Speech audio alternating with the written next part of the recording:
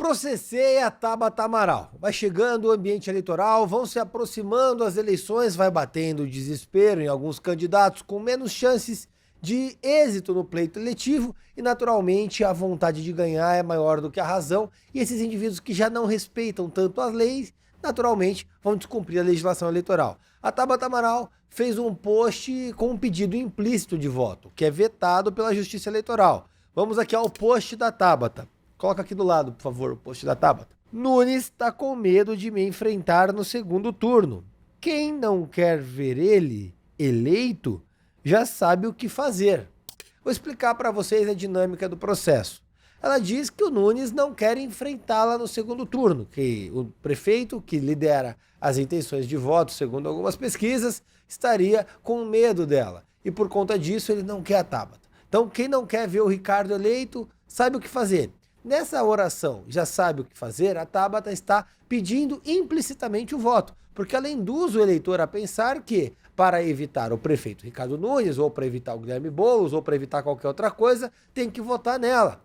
Isso é vedado pela legislação eleitoral. Nesse momento do ambiente eleitoral, não é permitido o pedido de voto. Estamos em pré-campanha, existem outras coisas. Os candidatos podem falar de propostas, podem falar o que pretendem fazer, podem se anunciar como pré-candidatos, mas não podem pedir voto. Então, por conta disso, representei contra a Tabata no Ministério Público Eleitoral para que ela responda e seja apenada, multada por conta dessa infração eleitoral. Ela tem que entender que isso aqui não é Recife, não é a terra do namorado dela lá, aquele João Campos, onde ele age como um cangaceiro e faz o que bem entende. São Paulo tem lei, não é a terra da Tabata, a Tabata não conhece a cidade, não sabe onde fica lugar nenhum, mas ela vai respeitar a legislação eleitoral. Se não respeitar, eu vou fazer cumprir. Valendo lembrar, inclusive, que em fevereiro desse ano eu também processei o senhor Guilherme Boulos. Guilherme Boulos, que já é um cliente comum dos meus processos, tomou multa eleitoral nas eleições de 2020 por divulgar pesquisa fraudulenta, foi multado este ano novamente por pesquisas fraudulentas. Ele, pelo jeito, não entende muito de número, de matemática e nem de divulgação de dados verdadeiros. Gosta, costumeiramente, de mentir em pesquisas. Então, foi processado. Guilherme Boulos também foi apenado pela Justiça Eleitoral. E, por sua vez, nessa segunda-feira, na verdade, nesse final de semana, tivemos muitas surpresas. A grande mídia começa a sinalizar uma debandada do apoio canino que fazem ao governo Lula. Editoriais começaram aos poucos criticar o Lula. Os fatos sobre a dengue. Estamos no maior surto de dengue do século, mais de 3 milhões de pessoas infectadas, vacinas para menos de 1% da população. A crítica, entre aspas, da Folha, abrindo aspas para a Folha de São Paulo. Tropeços com vacina. O governo não pode se eximir da responsabilidade por falhas contra a Covid e dengue. Detalhe, na foto da matéria o Lula nem aparece, é apenas uma foto da Nízia Trindade, que pouca gente conhece, mas é a ministra da Saúde. A ministra que inclusive disse que vacina não é a solução, mas ninguém foi lá falar que ela era uma obscurantista da ciência, que ela era negacionista, nada disso, ficaram calados.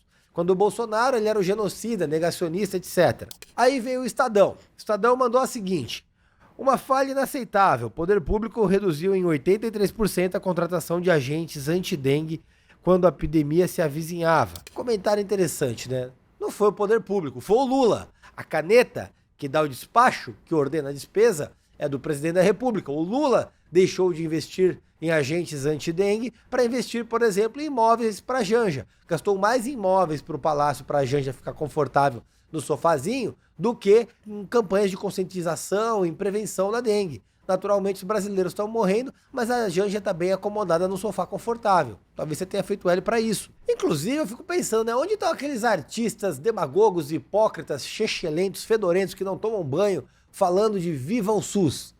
Pelo jeito, com 16,5 bilhões na Lei Rouanet, o SUS está de vento em popa para eles e eles esqueceram que o Brasil tem problemas. E por sua vez, na esteira da defesa ao governo Lula, vem o Barroso, atacando uma conspiração global da extrema-direita. Pois é, meu amigo, uma conspiração global. No evento da OAB, foi o Barroso palestrar na OAB, então duas entidades que ninguém respeita, o Barroso e a OAB, ele disse que a direita usa redes sociais para propagar o ódio. Não vamos abrir aspas não, que eu não quero repetir as palavras do Barroso.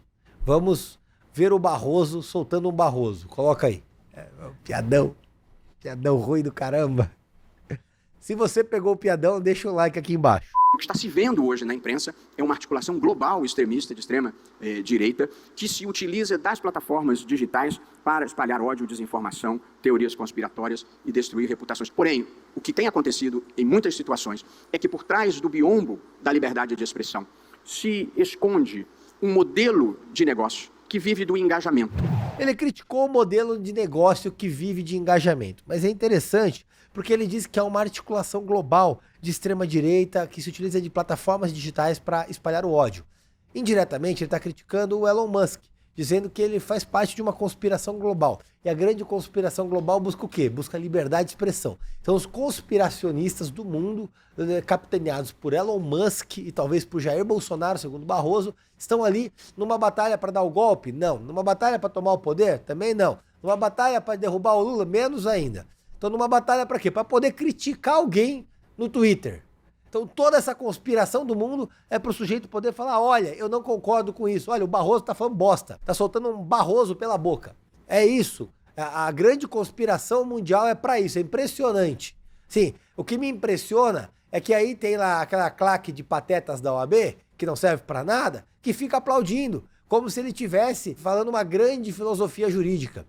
É impressionante, é absurdo. Inclusive, num debate com um vereador pissolento, numa audiência pública, ele disse que eu era contra o STF. Veja a minha resposta. Mas o senhor é contra o Supremo Tribunal Federal? Tem vários estudantes de direito aqui. Eu sou super a favor do Supremo Tribunal Federal. Eu estudava pelas jurisprudências de Sepúlveda Pertence, Eros Grau. Eram verdadeiros tratados do direito. Até o Marco Aurélio de Mello, que era costumeiramente voto vencido, ainda assim elaborava grandes teses. Infelizmente, a corte hoje não cumpre tão bem, ao meu ver, enquanto jurista, a legislação. Por sua vez, o Flávio Dino participou de um evento da Uni. A Uni que tá quieta. Estão cortando dinheiro da educação, estão cortando dinheiro de tudo. O Lula tá lá, gastando dinheiro com viagens, a Uni não reclama, porque o governo é de esquerda. E eles estavam lá com o Flávio Dino. Porque essa é a democracia que nós conquistamos. Nós derrotamos a censura, nós derrotamos a tortura, nós derrotamos o bolsonarismo para permitir a democracia e a manifestação livre de todas as pessoas. É impressionante, porque o Flávio Dino ele não se despiu da pecha de militante pró-Lula, de membro do PCdoB, de ministro do Lula. Não. Ele parece um ativista. E a Uni, por sua vez, ao invés de defender os estudantes, age com um ativismo pró-Lula. É o lulopetismo enraizado em todas as esferas do poder, simplesmente criando e construindo narrativa. Isso mostra o que o Bolsonaro enfrentou, uma vez que toda essa gente tira a máscara para mostrar que agiu ardilosamente contra o Jair Bolsonaro. Aí o Twitter Files se mostra cada vez mais verdadeiro, uma vez que apenas foram mostrados os fatos do que vinha acontecendo no país.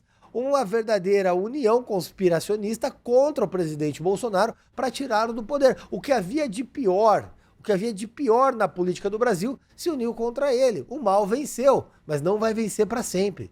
Não vai vencer para sempre. A derrota deles virá e virá a galope. Só que aí eu fico pensando, né, com essa galera gritando, será que o Barroso ainda teria coragem de falar que o ativismo judicial era uma lenda? Acho que não, né? Agora eu quero chamar a atenção para vocês para Sâmia Bonfim. Sabe a Sâmia Bonfim, deputada federal pissolenta, eleita por São Paulo? Ela tem uma fome muito grande de segurança. E ela resolveu gastar dinheiro público, seu dinheiro, para contratação de seguranças particulares. Ela que quer te desarmar, quer te deixar desarmado, mas gastou R$ 8.500 com seguranças. É isso a esquerda. Eles nem disfarçam, vão construir uma narrativa e falar que tá tudo bem. E aí vai ter idiota, demagogo, como o Suplicy, aplaudindo a atitude dela. E é isso, a Sâmia fica falando de livros para você, mas é arma para defender ela. Impressionante. Isso é a Sâmia Bonfim, isso é o PSOL. Falando em PSOL, a pissolenta da Erika Hilton, essa Erika Hilton aqui, ela criou uma pena inovadora. Vai promover a inclusão. Olha que incrível, vai ter inclusão. O que ela quer? Ela quer que a pena de presas, ou seja, pessoas condenadas que estão no regime semiaberto, essa pena seja diminuída mais do que já é no Brasil, se elas prestarem serviços domésticos. Assim, primeiro que é um absurdo a pessoa estar presa e diminuir a pena porque está trabalhando. Devia estar trabalhando para indenizar a vítima. Começa por aí, mas a pissolenta não vamos exigir raciocínio dela porque naquela cabeça tem tudo menos neurônios. Só que aí vem a segunda parte. Vamos imaginar que essa porcaria passe. que alguns idiotas vão lá, vote e vire lei do país. Você contrataria uma presidiária para trabalhar na tua casa? Você contrataria uma mulher que dorme na cadeia para cuidar dos teus filhos? Você contrataria uma pessoa que cumpriu pena para trabalhar dentro da tua casa, ter acesso à tua intimidade, os teus momentos, a tua rotina e as tuas coisas? Eu acho que a resposta é um tanto quanto óbvia. Não, mas por que a Érica não leva para casa, né? Pega e leva para casa, Érica. Tem as presas, os presos, os cracudos. Põe o endereço aí, eu mando um busão descarregar lá na porta da tua casa. Um abraço e vamos processar tudo.